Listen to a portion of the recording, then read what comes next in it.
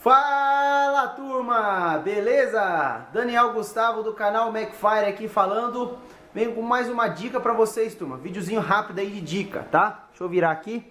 Você que tem um Honda Fit, um Honda Fit dos antigos, ou desse aí mais novo também, New Fit, tá? Tá com barulho na traseira, amortecedor, enfim, na suspensão traseira. O que pode ser esse barulho, turma? Pode ser várias coisas, mas uma das causas pode ser essa daqui, ó. Erro de montagem no amortecedor, tá?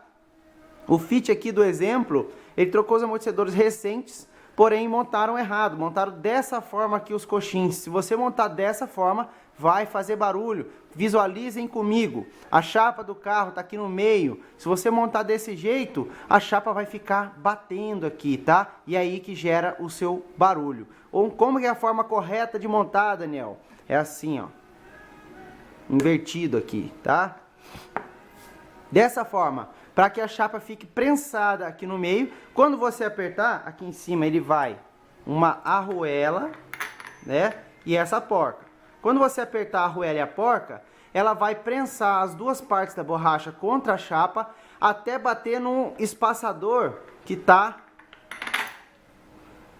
aqui, ó. Tá vendo? Percebam que a borracha ela fica para cima do espaçador, ó. Portanto, quando você apertar, a arruela vai encostar no espaçador, prensando a chapa e não vai fazer mais o barulho, beleza? Se for essa a causa do barulho, vai solucionar, beleza? Valeu então, turma. Mais um videozinho rápido aí de dica. Um abraço e até a próxima.